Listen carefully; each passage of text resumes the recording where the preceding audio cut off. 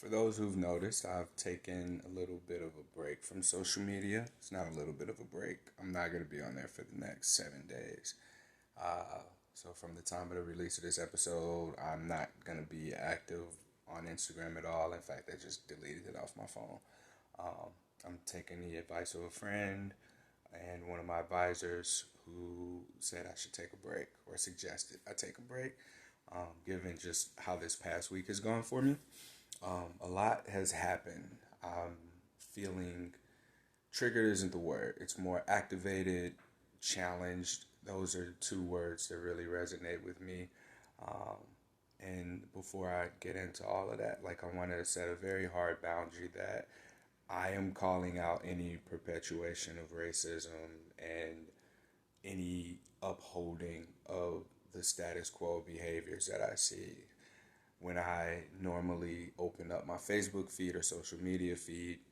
Something will come up that's some questionable posting that'll maybe make you like turn an eye or make one of those side faces, and be like, huh?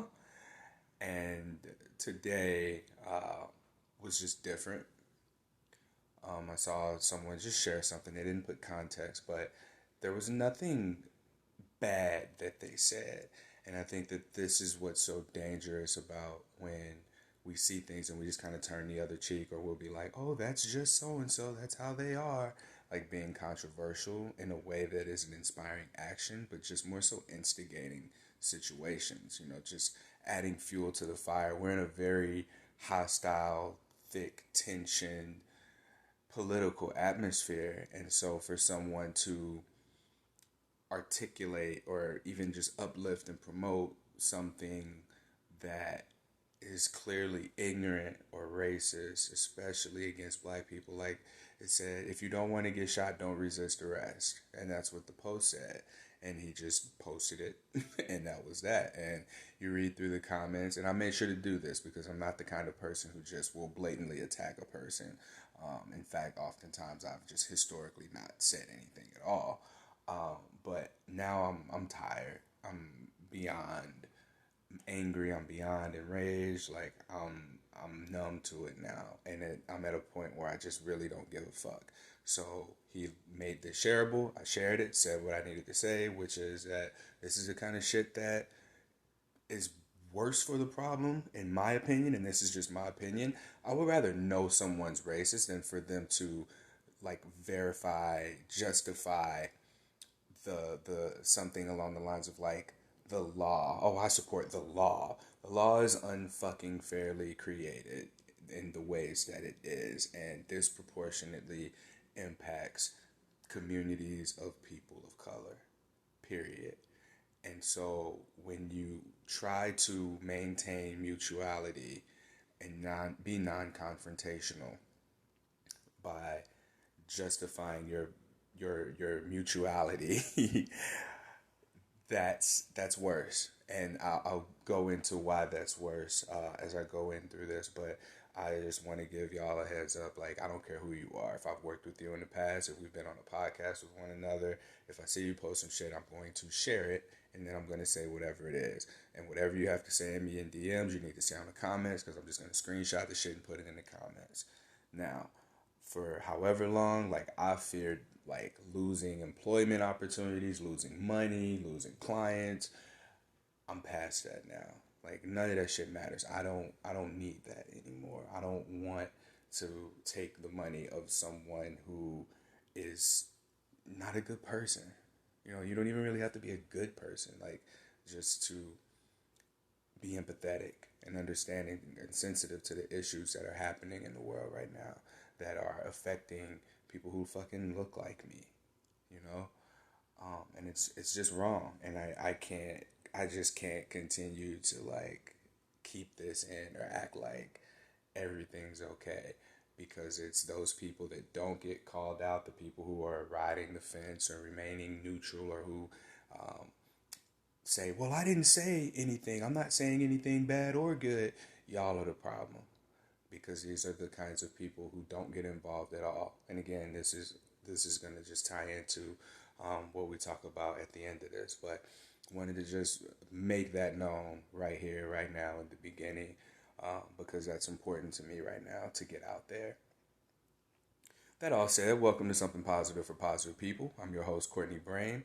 Something Positive for Positive People features the experiences of people who are living with or affected by herpes primarily, and assisting them in navigating the navigating the stigma from diagnosis to disclosure. This is also a 501c3 nonprofit organization that can be donated to. And what we're doing is right now we have 5 people enrolled in therapy services. We've got 12 sessions per person to meet with a sex positive counselor who they're going to talk to specifically about their herpes diagnosis. And over the course of the next 12 weeks, we're going to get information back from these people about what they got out of it, and create some kind of a survey to see how we can make this more useful and accessible, and present it in a way that is going to hopefully get us a lot more funding so we can do this outside of just Missouri, because that's where our partner therapist is licensed at. So if you want to donate or get involved at all, or if you need services, and as of right now, we can only provide services to people who are in Missouri, you can visit www.spfpp.org. Yeah, I don't know where I don't know what else I was going to add to that. It's on the homepage, and options to donate are via Venmo and PayPal when you go to the homepage. All right, getting into this podcast episode. This isn't exclusively about herpes, but it will be tied in once I get to the end, along with how I talked about being remaining neutral or being non-confrontational. All of this is going to tie in at the end, so just bear with me. I took notes this episode, and I mentioned not really wanting or liking to take notes because I go all over the place, or I don't use them anyway. But I'm going to be as concise as I can here because I only got 59 minutes given what this new podcast recording app allows for, and everything that I've written down I think is in a good order. So over the last week, I mentioned that it's been challenging, not necessarily negatively or positively, but just challenging. Period, because I'm at a growth point in my life right now. I am living out the manifestation of things that I said that I was going to do, and I'm doing them now. Like, it's here. It's not in manifestation. It's not in my thoughts. It's not in conversations with people. Like, it's real. I said 3.5 years ago, I want to help people who are struggling with the herpes stigma to get therapy. And I can tangibly count the number of Venmos that I've sent in order to pay for people to get therapy. And it's here, it's real. And what's challenging is not fucking that up.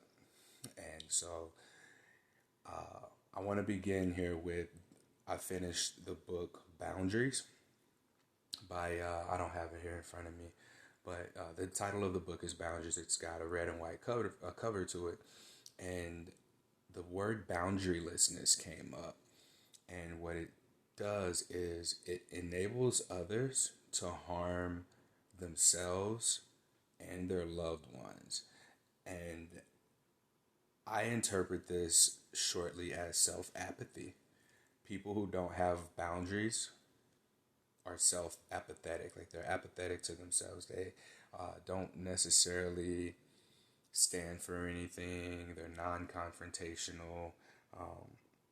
These are people who you can't really connect with. It's almost like being,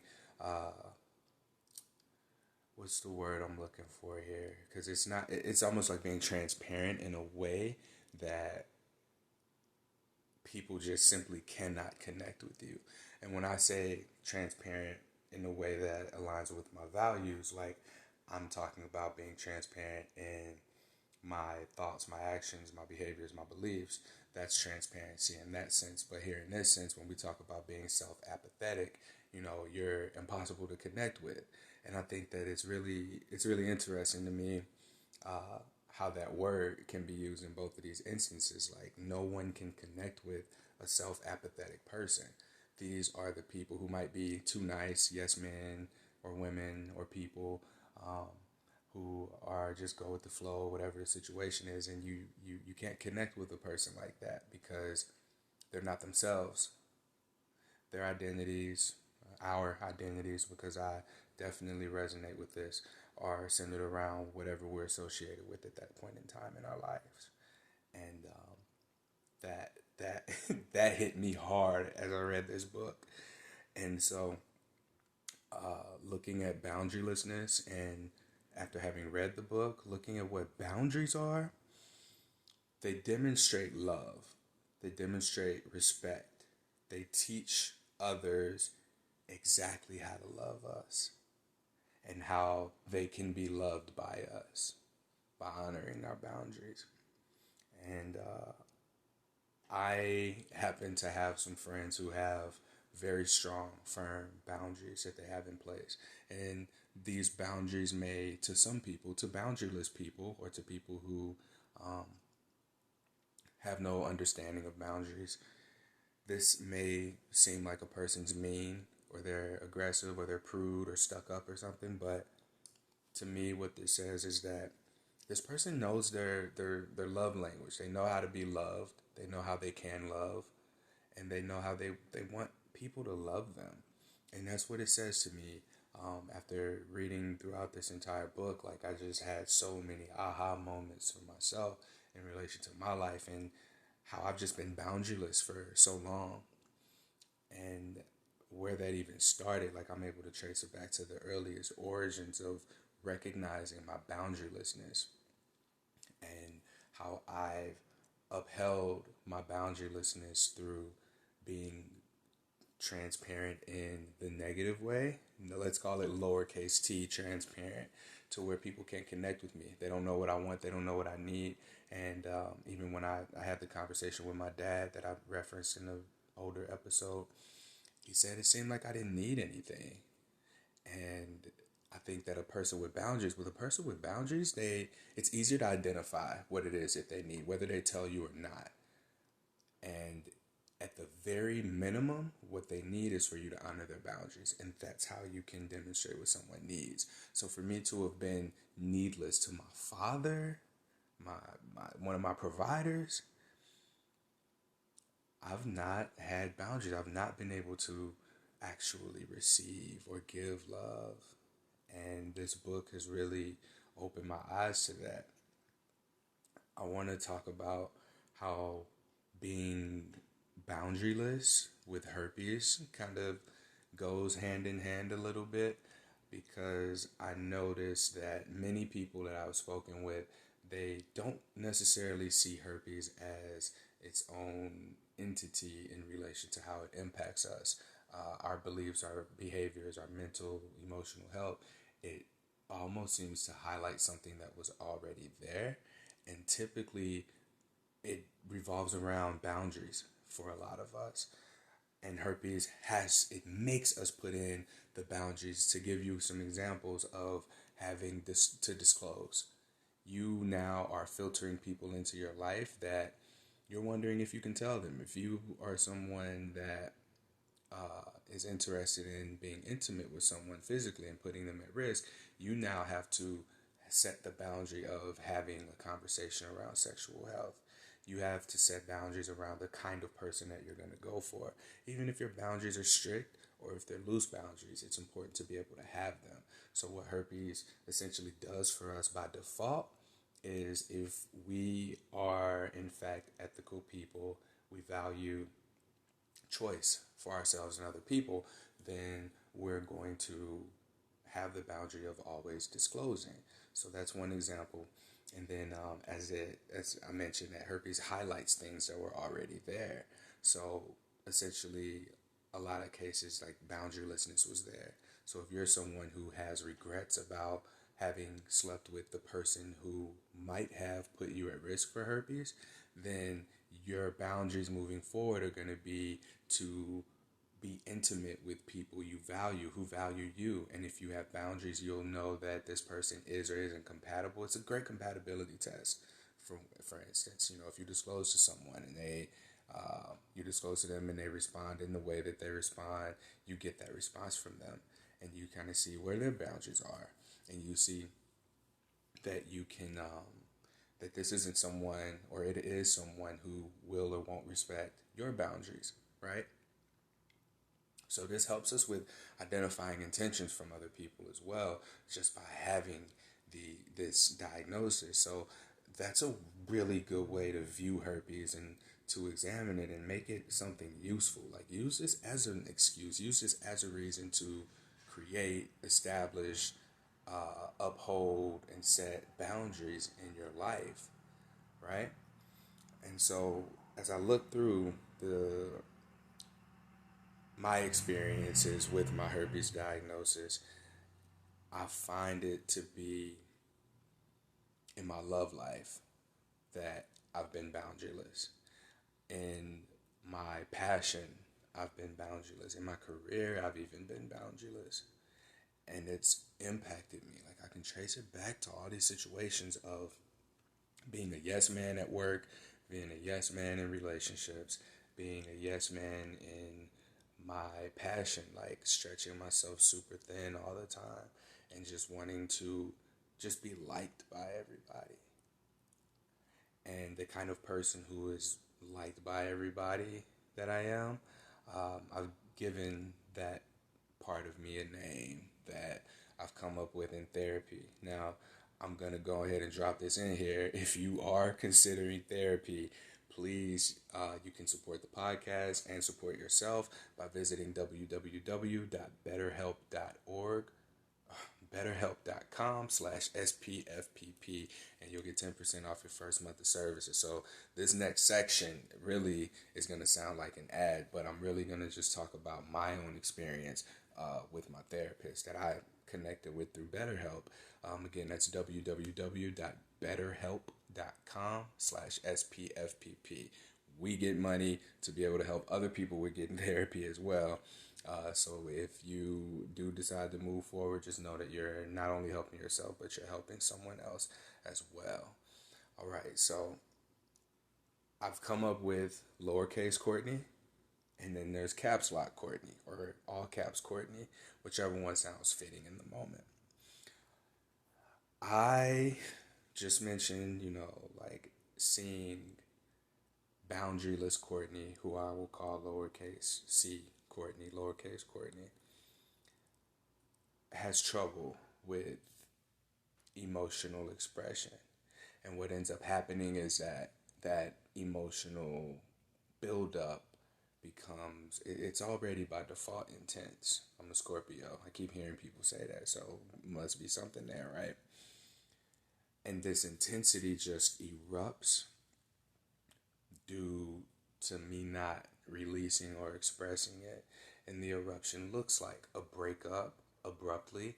It looks like quitting a job abruptly. It looks like me leaving from a city that I claim to have loved, that I was thriving in, and just impulsively making decisions that in the moment weren't the best ones that I could have made. And not having boundaries led to the eruption that happened. And I've learned through therapy and working with my therapist that I do in fact have a fear of success. I have a fear of success in my passion, my career, and in my love life. I mentioned on another episode that I was in a situation where, everything was happening right. Like, I courted someone from start to finish, and then got to the point of success and just didn't know what was next. Like, I got there and just got complete anxiety around what was going on, in the real world, because I talk about how I want to live, how I want to do things, and then I find myself in a position where I'm doing them, and then I get to a certain point to where it's like, wait, this is real right now, and it just seems so unreal to me. I'm not responding to it in a way that a normal person should be able to. I should be able to handle the unknown once I'm there, but that's been a challenge for me. And then we talked about how now something positive for positive people. There's 5 people in therapy. I put 5 people in therapy. And yet I'm here and the anxiety is at an all-time high because I'm worried about how I'm going to fuck this up. And that's a real thing. And the situation with relationships and my passion, they parallel one another. And those parallels stem from that whole feeling of fear of success. And one more thing happened over the weekend that I'm going to share here is that I got to observe lowercase Courtney at a funeral. I went to my great uncle's funeral last weekend, and he unfortunately passed away from COVID.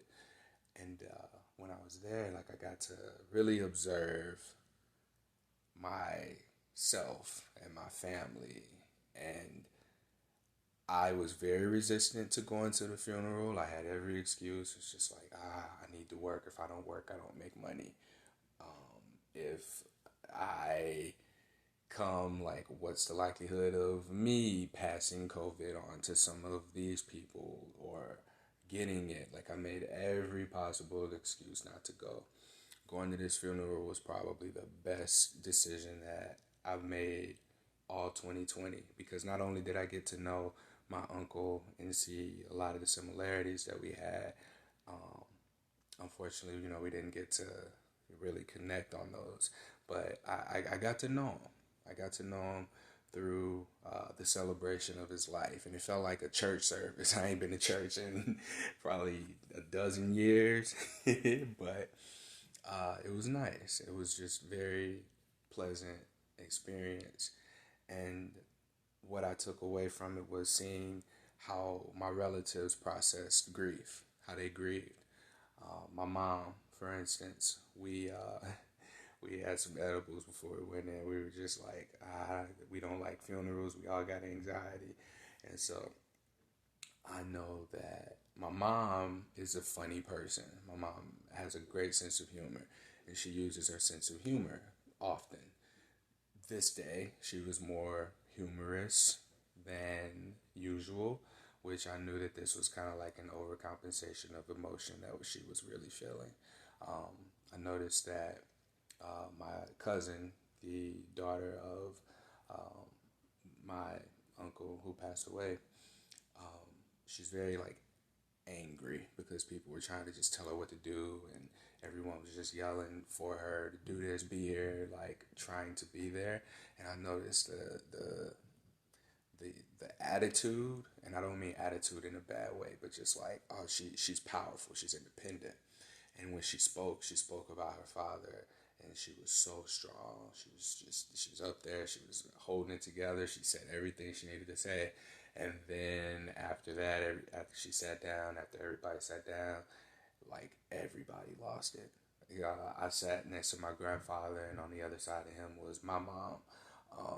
And my mom just lost it. So, like, people around me are just losing it, and I'm sitting there, and I'm like, just still. And I hear myself, like, don't cry here, don't cry here. And I'm, like, telling myself things to keep myself from crying. And that's where, and this brings it back to the therapy thing. Like, my therapist, he called it Robot Courtney. But I think this was when I named it lowercase Courtney. Because what lowercase Courtney was doing was protecting me from expressing emotions, because due to a childhood event, and I know exactly which ones, I never felt safe expressing emotions. And so we're going to get to that next as well. I fortunately took notes, because this is all going to tie in a way that actually makes sense, and I'm not just rambling here. But I observed that. I observed that I wanted to cry. I was in a safe space to cry. People were crying around me, but lowercase Courtney protected caps lock Courtney from expressing his emotions, and in turn potentially blocked off caps lock Courtney from that pain, from the feelings of grief, from the feelings of being able to be connected to, even, right? So these were the observations that I made at the funeral about just, like, seeing how different family members were coping, and then being able to observe myself and my thoughts, and being able to identify this robot Courtney that my therapist calls it, that we've now identified as lowercase Courtney. And that's one of the things that therapy has done for me, is give a name to my habitual persona that self sabotages because it's trying to protect me.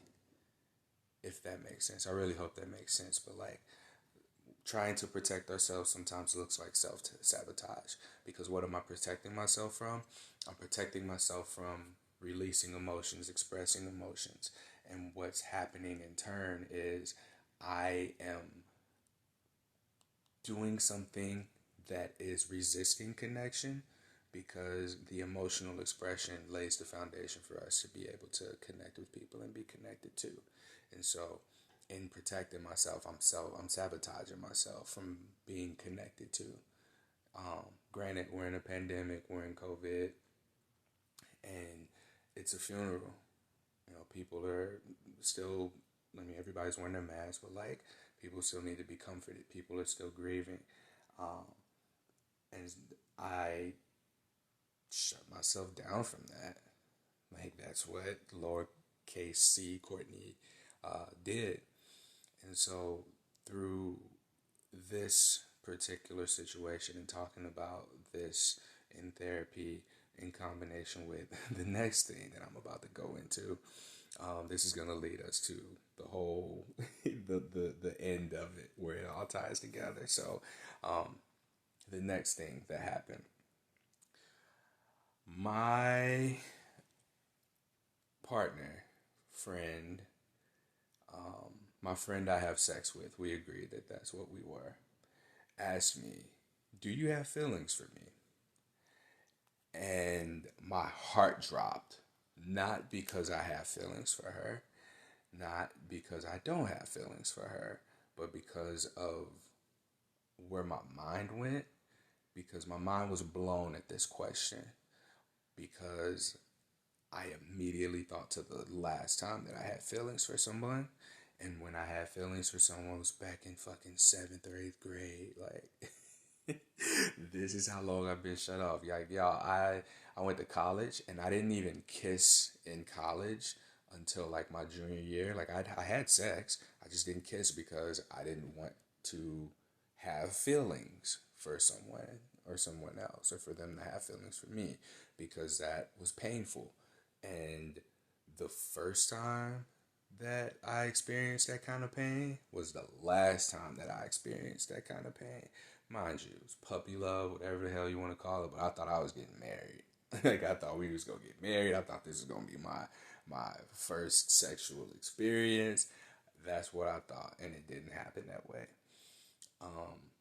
So her asking me that, I gave her an honest answer. I was just like, well, no, but like, what does having feelings for you look like? Because to me, what it represents is attachment, and I haven't been attached to a partner since probably 7th grade. And that was like, I remember crying my fucking eyes out. Her mom, I don't think they listen to this, but if they do, hey, hit me up. Her mom always calls me on my birthday still. Like, that's to give you an idea. Like, yeah, you say 7th grade. Oh, you were young. You should have been over that by now. But like, no, this was, and her mom knows how hurt I was, because she still reaches out to me once a year, and just wishes me a happy birthday. And it's always it's just pleasant. It's just pleasant to talk to her and say, hey. But I believe that that's very well, that very well experience has to do with either the birth or maturation of lower caps Courtney, because I expressed feelings at that point in time, and it hurt. Those feelings that were expressed were feelings of loss, pain, despair, loneliness. And did I mention loss? That was the last time. And on all my dating profiles, I have had, and I even tell people like how emotionally available I am. I have this seemingly infinite emotional capacity to be whatever people need me to be in the moment. And that's bullshit. After having reflected on this past week and doing my journaling and doing my processing, I'm not emotionally available.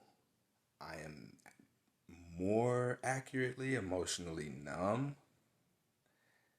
and not just due to that experience, but like backtracking from funeral to being asked this question to recalling the childhood traumatic events that showed me that expressing emotions weren't safe. I'm not emotionally available.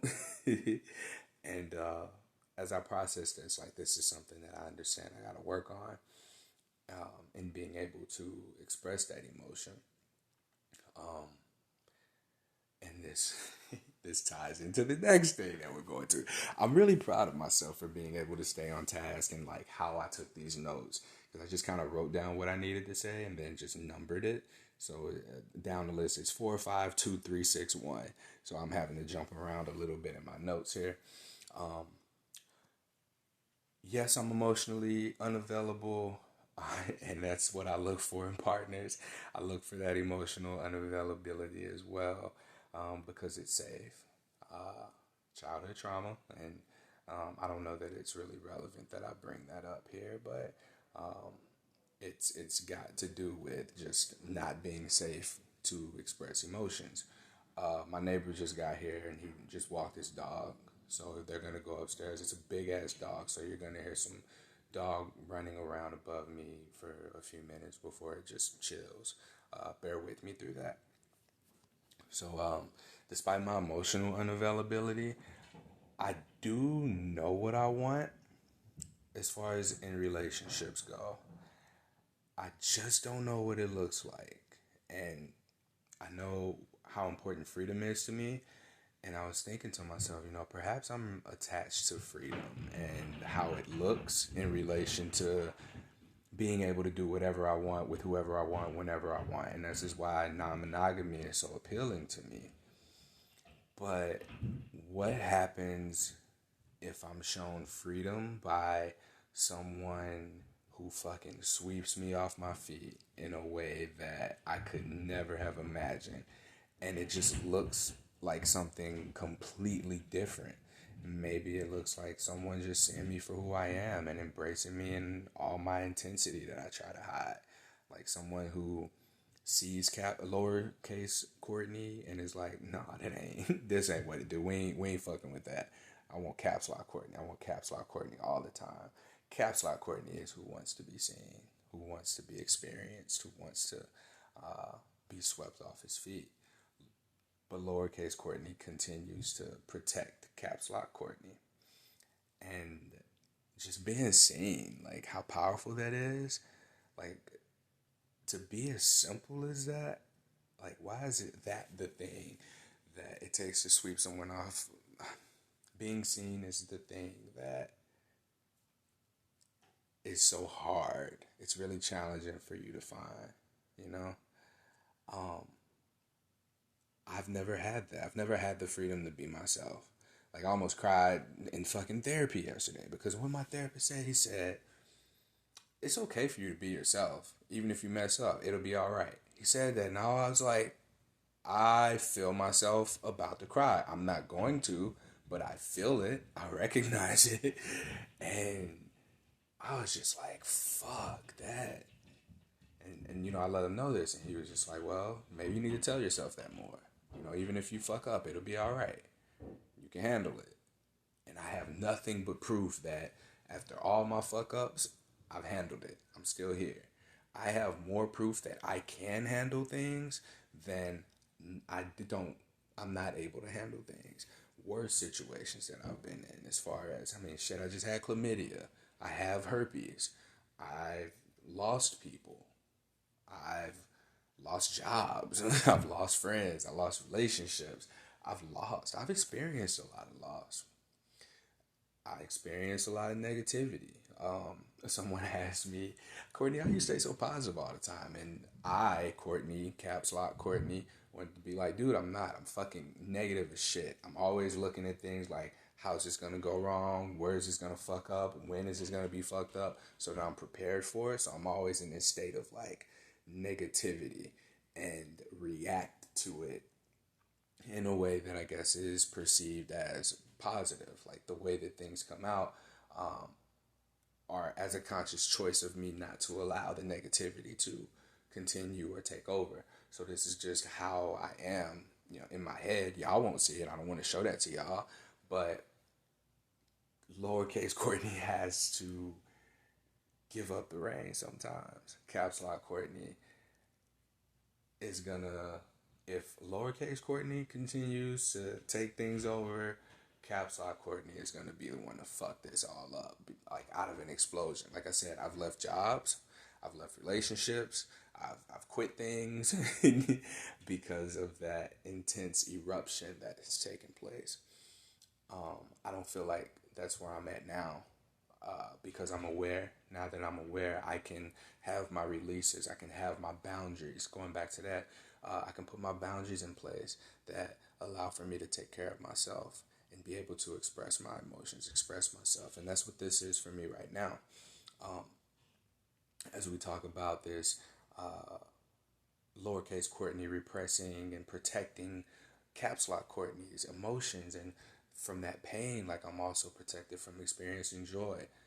All of this stuff is connected. I mentioned my dad issue of when I get excited, I expect to be disappointed. And even that just comes from not having boundaries. And even like with that, if I'm not experiencing disappointment, I'm also not experiencing excitement. So this goes back to the numbness that I referenced here, and just how being emotionally numb has just been something that I've done to get by and survive. And this has been such an experience for me, because it's challenging to have this realization, because now I have to act accordingly. I can't let myself just do what I've been doing. I see when lowercase Courtney is stepping up and when he's showing up and doing what he's doing, and I have to consciously press the pause button and then decide that I'm going to do something different. Whatever that something different is. It could be just the complete opposite, or it could be something like what I would have done, but more mindfully, more consciously, with a little bit of emotion injected into it and feeling, because I'm 31 years old. I'm about to be 32 November 10th. And I'm a grown-ass man who has emotions. And the less I express it, the more I'm going to disconnect from people. And as a person who values connection over everything else, that just don't make sense. I value freedom, I value connection. I'm waiting to be swept off my feet by somebody who's going to connect with me by giving me my freedom in a way that I've never experienced before.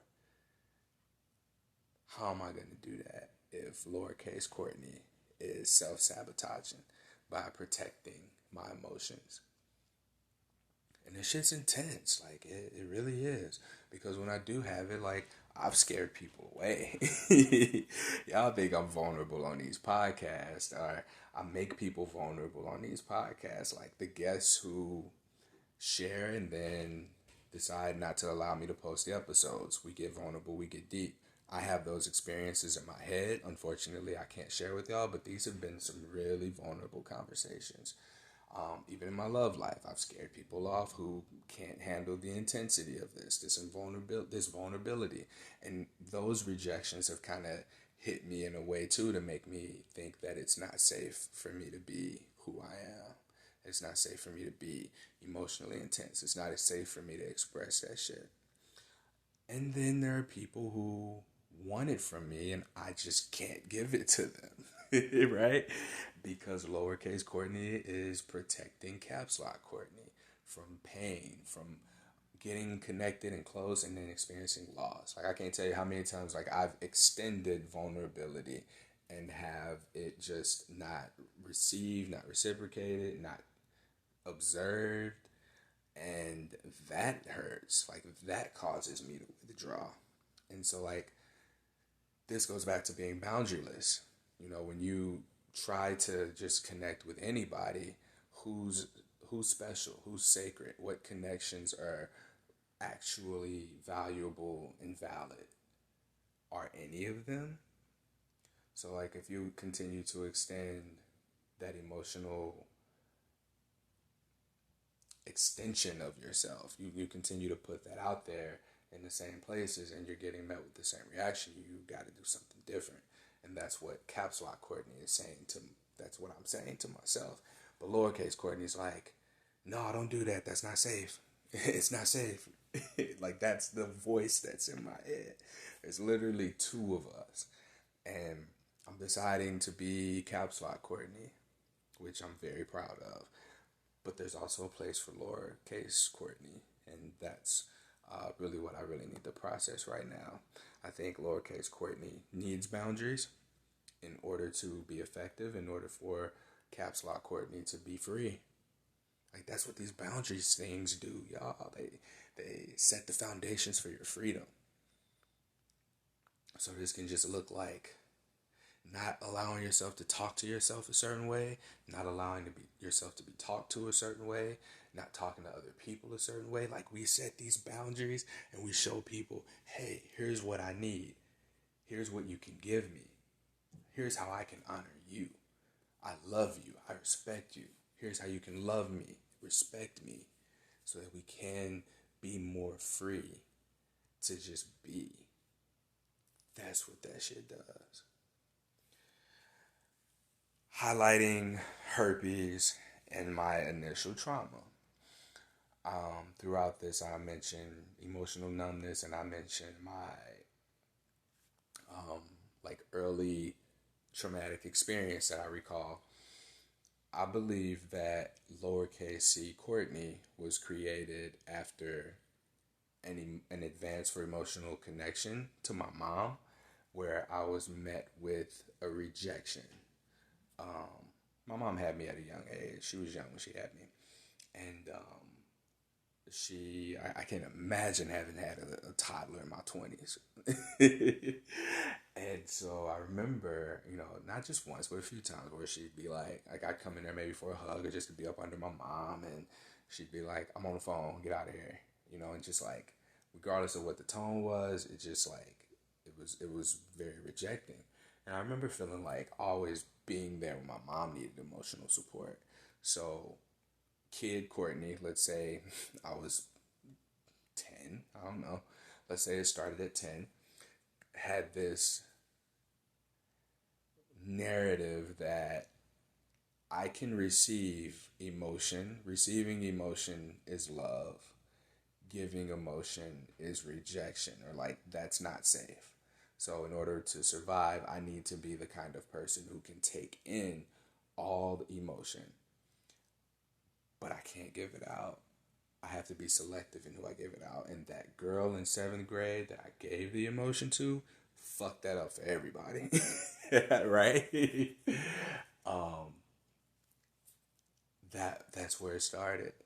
Like that's where lowercase Courtney was born. Lowercase Courtney has run my life from the time I was 10 and created this whole environment and space to where I'm with maybe not emotionally unavailable women, but women who are in fact emotional. And like, I think that I know that they have partners who are emotionally unavailable, so they come to me, aka like my mom did. I'm their emotional boyfriend, and I get this shit like dumped on me on a regular basis, and I take it because I can, and that's because that's what I'm used to. And then even with something positive for positive people, like people come to me with very intense emotions and in an intense headspace, and it's almost as if I like that because it's what I wish I could do, what I want to be able to do, what doesn't feel safe for me to do. And I welcome that in. Like some people, like I got an email from a guy who just was talking about being suicidal, and it was he really went in, and I was going to read the email on the podcast episode, but this wasn't the place for it, not this episode. Perhaps I'll share it on a future one, but receiving the emotional intensity from people, like that's what this does. Me having herpes allowed for something to be created that fit the needs of 10-year-old Courtney, who, mom dumps emotion onto Courtney. Courtney can't do it back. Courtney doesn't feel safe doing it back. Let me say that. There have been times I hug my mom. My mom never consistently rejected me. I just remember these particular times better than I remember anything else. And it's just even with this, people come, they dump their emotions on me, they take what they need, and then they leave. And I've been okay with that. I'm fine with that. I think that Caps Lock Courtney made an emergence in saying, hey, if you got any value out of this conversation, then leave a donation so that we can support someone else who really needs it by giving them therapy. So I get glimpses of Caps Lock Courtney, lowercase Courtney, on a consistent basis here.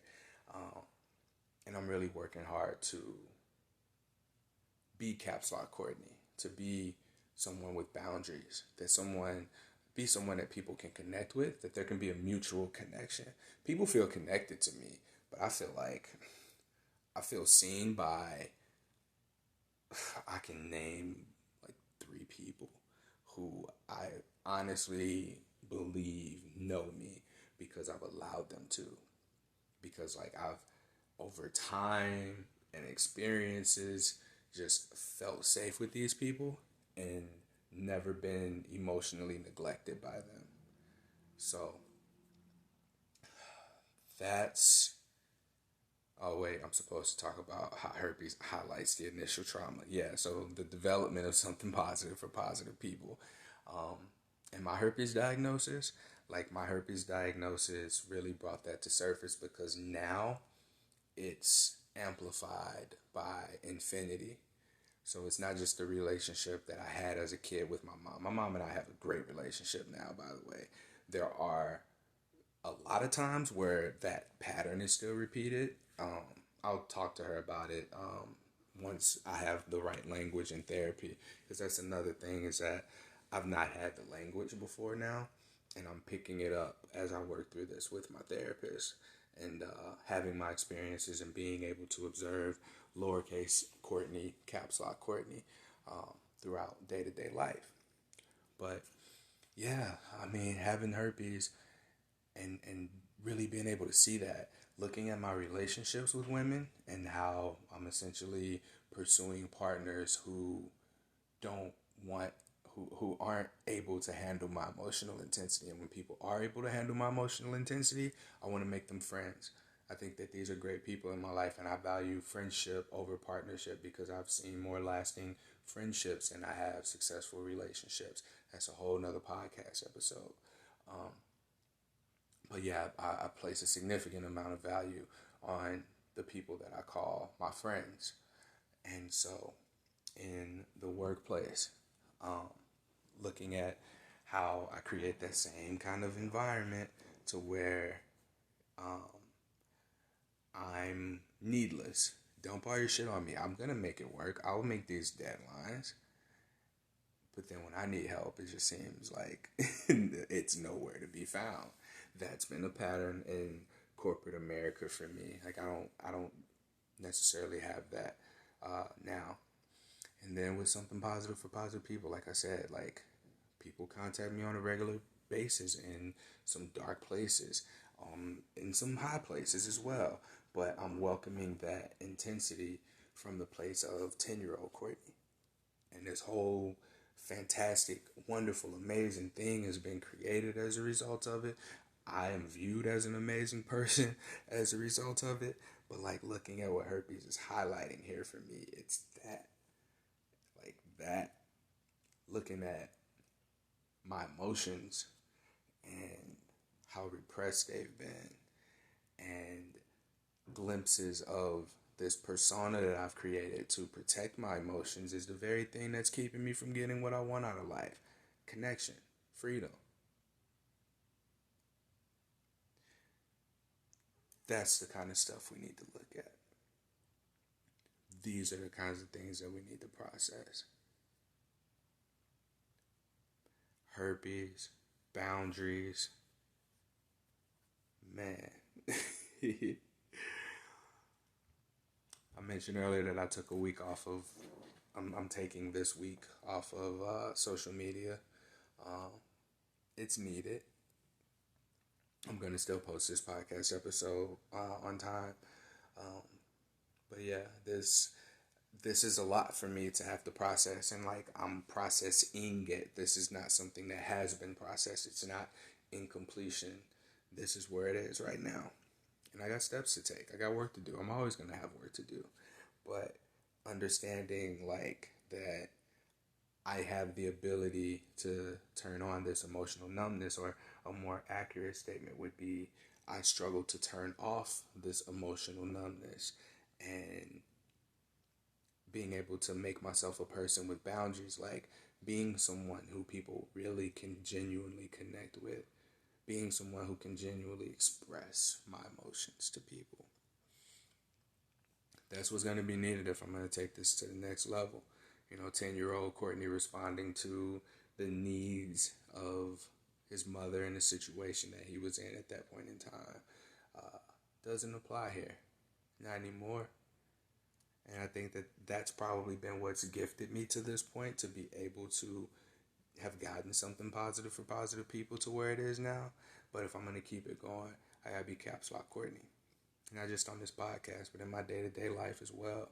I'm doing some fucked up shit behind the scenes. I'm doing some good shit behind the scenes. But once you become aware, like, you can't look back. You can't unsee what it is that, like, harm you've caused or good that you've done. And I'm seeing all of that now from a bird eyes view of Caps Lock Courtney, lowercase Courtney. And the challenge here is deciding who I want to be. What use am I going to give the other persona?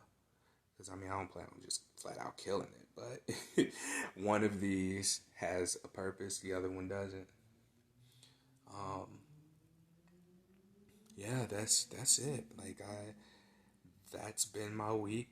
I thought that this was really good for me to get off my chest. And while I struggle to extend my emotions to real life people, I look back and I think that something positive for positive people has in fact been my outlet for emotions. Like, as numb as I may seem to be, or as numb. That's how you know it's bedtime. I'm gonna upload this and then pass the F out. As emotionally numb as I am or seem to be, I don't even know where I was going with that. Lost it. But long story short, y'all, have boundaries. Your herpes in itself comes with boundaries that you can or cannot implement. Whatever you choose to do, it's your decision. You do what you want to do, but understand that there are consequences.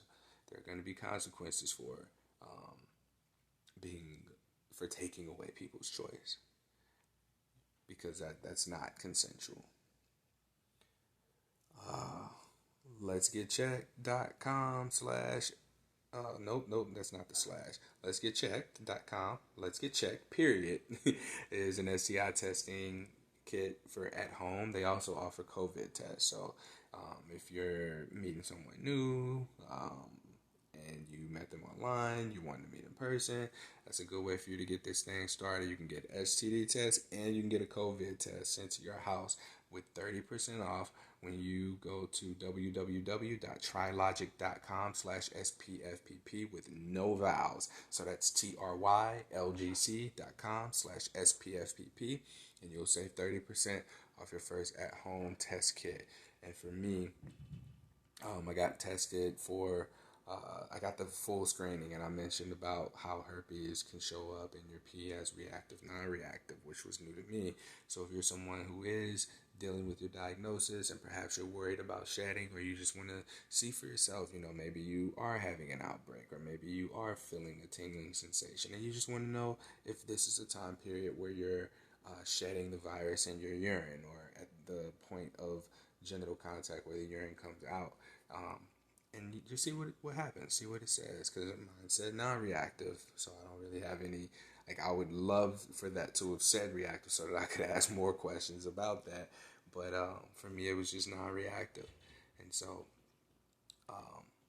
if you go to www.trylgc.com/SPFPP, again, you'll save 30% off your first at-home test kit. And I believe there's still a drop down for you to enter the promo code. So you can put SPFPP in at checkout as well, just to be sure. As I mentioned earlier in the podcast, Something Positive for Positive People is a 501c3 nonprofit organization that is paying for people to get therapy if they are struggling with stigma and live in the state of Missouri. For your support, you can go to www.spfpp.org and you can scroll down a little bit to see different options to donate. You can become a Patreon subscriber if you want to commit to making monthly donations. If you want to make a one-time, like, I'm very easy to connect with. And if that's not something that's in your price range and you want to just leave a review for the podcast, or if you want to share it, I'm not going to be on social media this week. So when this episode comes out, you can share it to whatever communities you're part of and belong to if you found some value in it. Because I found value in just talking through this myself and reading through it. Like my buddy, I mentioned Tyler, whose wedding I just went to. Congratulations, Tyler and Brent. He said to me, he was like, do you even listen to your own podcast? And it's not the first time it's been said. And I think even my therapist mentioned it. So I'm working on that. I'm working on being this person all the time. This is the person that's expressing emotions. The robot, the lowercase Courtney, is not in charge right now, not in control. Caps Lock Courtney is. And this is who I want to be. This is who I am. This is who I'm demonstrating out to the world. This is me putting out that signal for me to be swept off my feet. For me to be successful here. For me to have boundaries and set these boundaries and uphold these boundaries, and for me to call out bullshit that I see on social media from people who claim to not be against. I'm not against Black Lives Matter. I'm not against black people dying. No, black people are being murdered by cops, by white cops, and there are not consequences being had. White cops are being trained that it's okay to shoot and kill someone with dark skin who doesn't look like them for whatever fucking reason they're choosing to. And I'm being taught that it's just not safe to have dark skin. So let them marinate. If you decide that you want to navigate the fence there and say, oh, the cops are the best thing that ever happened. No, don't do that shit. You say things like that demonstrate an avoidant neutrality or mutuality. And if it's public, I'm sharing that shit. I'll tag you in it. And if we have any further conversation, everybody gonna see it. But I'm not having any more discussion outside of what I have to say about it. And that's that. Like, I'm putting my foot down there. Boundaries. All right, y'all. This concludes this episode of Something Positive for Positive People. Please like, rate, review, subscribe to, share this podcast episode if you found any value from it at all. I mentioned where you can go to donate, www.spfpp.org. And thank you for listening. Thank you for holding space for me and allowing me to get this out. And I hope that it really helps someone, because my experiences, my stories, like, these are things that people are resonating with, and I'm hoping to be able to do this more, especially since interviewing is challenging, and I want to get to a point where now I want to be interviewing people in person. So we got a lot of great things coming up for Something Positive for Positive People. I was invited to kind of like a mini Pride event to have a booth set up and be able to, like, tell people about the podcast, tell people about the nonprofit. It's going to be in Asheville, North Carolina. I'm going to one of the herpes meetup events. It's going to be in Cincinnati in October. And I am going to be co-speaking with Ray from Positive Results on Instagram at Antioch University. That'll be in Seattle, Washington in 2021, hopefully. And I'm supposed to go to New York in November. So lots of cheap travels during COVID, but I'm masking up and taking all the precautions, as you should as well. Till next time, stay sex positive.